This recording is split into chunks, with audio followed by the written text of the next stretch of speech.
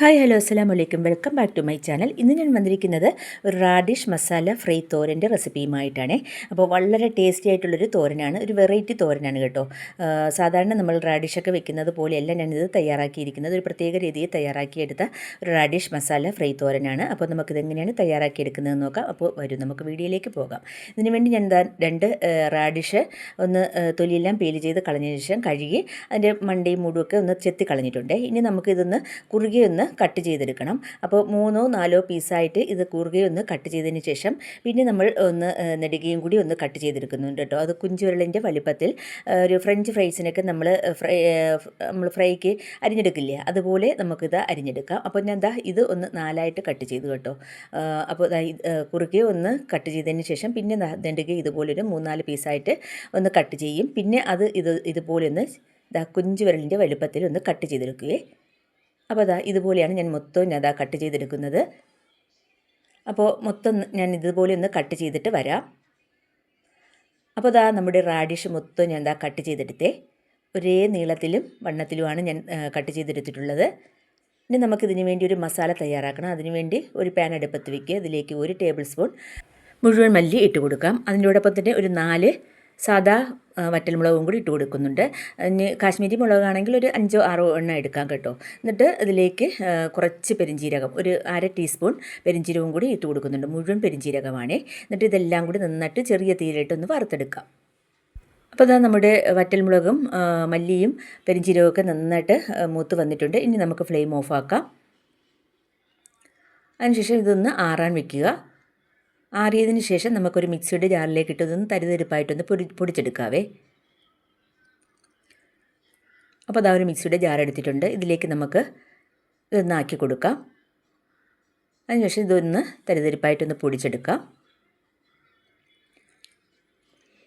അപ്പോൾ നമ്മുടെ മസാല നന്നായിട്ടൊന്ന് പൊടിച്ചെടുത്തിട്ടുണ്ടേ.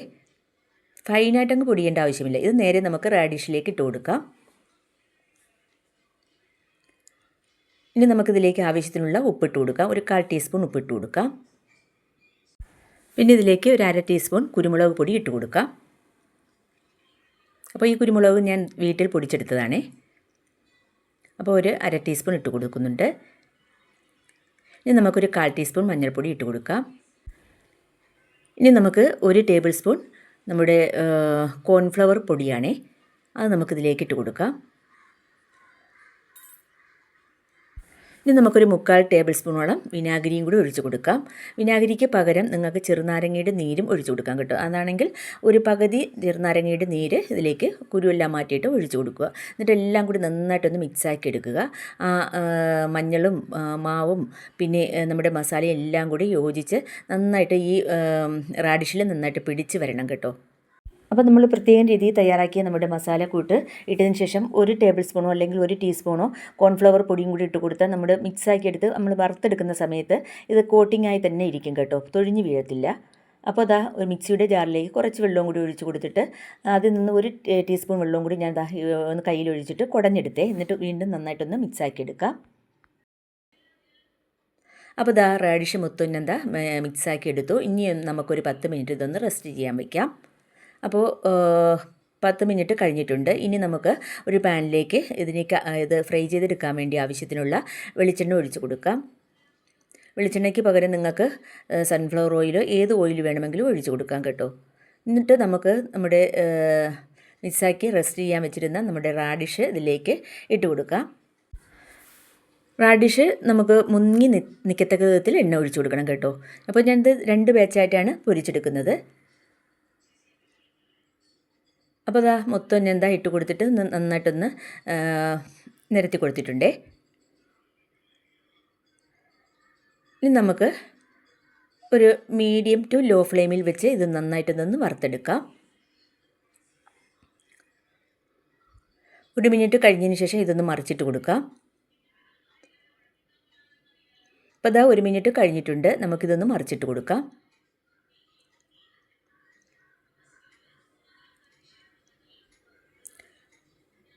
അപ്പോൾ റാഡിഷ് മൊത്തം മറിച്ചിട്ടു. ഇനി അടുത്ത 1 മിനിറ്റും കൂടെ കഴിയുമ്പോൾ നമുക്ക് 2 പുറവും മൂത്ത് കിട്ടും. അപ്പോൾ നമുക്ക് ഇത് എണ്ണയിൽ നിന്നും കോരി മാറ്റാം.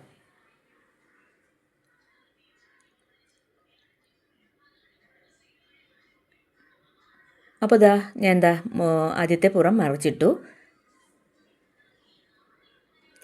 ഇപ്പോൾ ഇതാ റാഡിഷ് മൊത്തം നന്നായിട്ട് ഫ്രൈ ആയി കിട്ടിയിട്ടുണ്ട്. ഇനി നമുക്ക് എണ്ണയിൽ നിന്നും കോരി മാറ്റാം. അപ്പോൾ ആദ്യത്തെ ബാച്ച് ഞാൻ മൊത്തത്തിൽ കോരി മാറ്റുകയാണ്.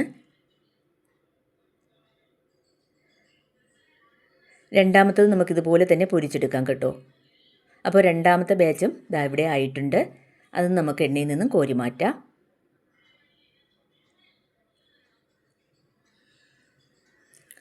അപ്പോൾ നമ്മുടെ മസാല പുരട്ടിയ റാഡിഷ് മൊത്തം ഞാൻ ഫ്രൈ ചെയ്തെടുത്തേ. അപ്പോൾ അത് റാഡിഷ് ഫ്രൈ ചെയ്തതിന് ശേഷം കുറച്ചധികം എണ്ണ ബാക്കി വന്നിട്ടുണ്ട്. അതിൽ നിന്ന് കുറച്ച് എണ്ണ നമുക്ക് മാറ്റിയെടുക്കാം. അപ്പോൾ റാഡിഷിലിട്ട മസാല ഇളകി പോകാതിരിക്കാനാണ് നമ്മൾ കോൺഫ്ലവർ പൊടി ചേർത്തത്. അതുകൊണ്ട് എണ്ണയിൽ ഒട്ടും തന്നെ തൊഴിഞ്ഞ് വീണിട്ടില്ല. എല്ലാം കോട്ടിംഗ് ആയിട്ട് തന്നെ റാഡിഷിൽ ആയിട്ടുണ്ട്. ഇനി നമുക്കിതിൽ നിന്ന് കുറച്ച് എണ്ണ മാറ്റാവേ. അപ്പോൾ അതിൽ നിന്നും കുറച്ച് എണ്ണ മാറ്റിയിട്ട് ആവശ്യത്തിനുള്ള എണ്ണ എടുത്തിട്ടുണ്ട്. ഇനി നമുക്ക് ഇതിലേക്ക് കുറച്ച് കടുകിട്ട് പൊട്ടിക്കാം. ഒരു 1/4 ടീസ്പൂൺ കടുകിട്ട് കൊടുത്തിട്ടുണ്ട്. കടുകൊന്ന് പൊട്ടട്ടെ. ഇതിൻ്റെ കൂട്ടത്തിൽ തന്നെ നമുക്ക് 3-4 വറ്റൽമുളകൊന്ന് പൊട്ടിച്ചിട്ട് കൊടുക്കാം. കടുകൊക്കെ ഒന്ന് പൊട്ടിക്കഴിഞ്ഞതിന് ശേഷം പിന്നെ ഇതിലേക്ക് ഇട്ട് കൊടുക്കുന്നത് ഒരു മീഡിയം സൈസ് സവാള ഒന്ന് സ്ലൈസായി അരിഞ്ഞതാണ്. തീരെ കനം കുറച്ചല്ല ഞാൻ അരിഞ്ഞിട്ടുള്ളത്. ഒന്ന് കുറുകി ഒന്ന് കട്ട് ചെയ്ത് കൊടുത്തതിന് ശേഷം പിന്നെ അരിഞ്ഞെടുത്തതാണ്. നിങ്ങൾക്ക് ഇഷ്ടമുള്ള രീതിയിൽ കട്ട് ചെയ്തെടുക്കാം. എന്നിട്ട് ഇത് നന്നായിട്ടൊന്ന് ഒരു ലൈറ്റ് ഗോൾഡൻ കളറാക്കി എടുക്കണം. അപ്പോൾ നമുക്ക് നന്നായിട്ടൊന്ന് തീ ഉറച്ച് വയ്ക്കാം. ലോ ഫ്ലെയിമിലിട്ട് നന്നായിട്ട് ഇതൊന്ന് വറുത്തെടുക്കാം. അപ്പോൾ നമ്മുടെ സവാളയൊക്കെ നന്നായിട്ടൊന്ന് ഗോൾഡൻ കളറായി കിട്ടിയിട്ടുണ്ട്. ലൈറ്റ് ഗോൾഡൻ കളറായി കിട്ടിയിട്ടുണ്ട്.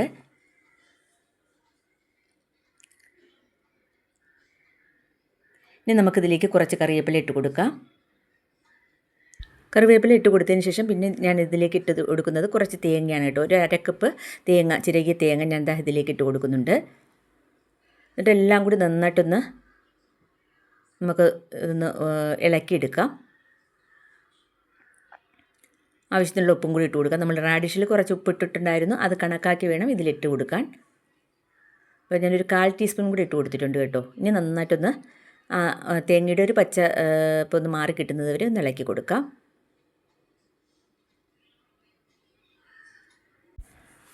ഒരു 2 മിനിറ്റ് നേരം നമുക്കിത് ചെറുതായിട്ടൊന്ന് ഇളക്കി കൊടുക്കാം. ലോ ഫ്ലെയിമിലാണ് വെച്ചിരിക്കുന്നത് കേട്ടോ. അപ്പോൾ നമ്മുടെ തേങ്ങയുടെ ആ പച്ചച്ചുവയൊക്കെ ഒന്ന് മാറി കിട്ടിയിട്ടുണ്ട്. ഇത്ര മതി. ഇനി നമുക്ക് ഫ്രൈ ചെയ്ത് വെച്ചിരിക്കുന്ന റാഡിഷ് ഇതിലേക്ക് ഇട്ട് കൊടുക്കാം. അതിനുശേഷം എല്ലാം കൂടി നന്നായിട്ടൊന്ന് ഇളക്കി യോജിപ്പിച്ച് കൊടുക്കുക. അപ്പോൾ ഇത്രയേ ഉള്ളൂ. നമ്മുടെ റാഡിഷ് മസാലയൊക്കെ ചേർത്ത് ഫ്രൈ ചെയ്തെടുത്തിട്ട് തയ്യാറാക്കിയ തോരൻ ഇവിടെ റെഡി ആയിട്ടുണ്ട്. വളരെ ടേസ്റ്റിയാണ് കേട്ടോ. ചോറ് കഴിക്കാൻ ഇത് മാത്രം മതി.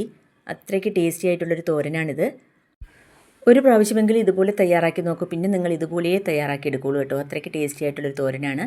അപ്പോൾ നമ്മുടെ റാഡിഷ് മസാല തോരൻ ഇവിടെ റെഡി ആയിട്ടുണ്ട്. ഇനി ഫ്ലെയിം ഓഫാക്കാം. നല്ല മണമുണ്ട്. നല്ല സൂപ്പർ തോരനാണ്. കൊച്ചുമക്കൾക്കൊക്കെ ഇതുപോലെ തയ്യാറാക്കി കൊടുത്തു നോക്കൂ. വളരെയധികം വൈറ്റമിൻസൊക്കെ നിറഞ്ഞതാണ് ഈ റാഡിഷ്. അപ്പോൾ ചെറിയ ചൂടോട് കൂടി തന്നെ നമുക്കൊരു സെർവിങ് പ്ലേറ്റിലേക്ക് ഇതൊന്ന് മാറ്റി കൊടുക്കാം.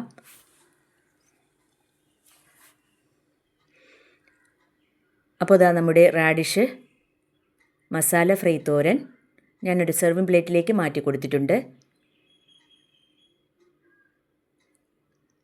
അപ്പോൾ എല്ലാവരും ഒന്ന് ട്രൈ ചെയ്യുക. അപ്പോൾ ഇന്നത്തെ വീഡിയോ നിങ്ങൾക്ക് ഇഷ്ടമായെന്ന് വിചാരിക്കുന്നു.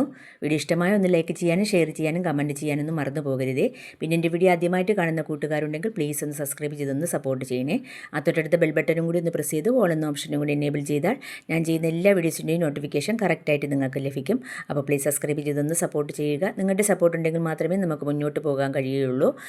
തുടർന്ന് നിങ്ങളുടെ സപ്പോർട്ട് ഉണ്ടാകുമെന്ന് പ്രതീക്ഷിക്കുന്നു. ഇതുവരെ സപ്പോർട്ട് ചെയ്ത എല്ലാ കൂട്ടുകാർക്കും വളരെയധികം നന്ദിയുണ്ട്. അപ്പോൾ ഇന്നത്തെ വീഡിയോ ഇത്രയും തന്നെ. അടുത്ത നല്ലൊരു വീഡിയോയുമായിട്ട് വീണ്ടും കാണാം. അതുവരേക്കും എല്ലാവർക്കും താങ്ക് യു.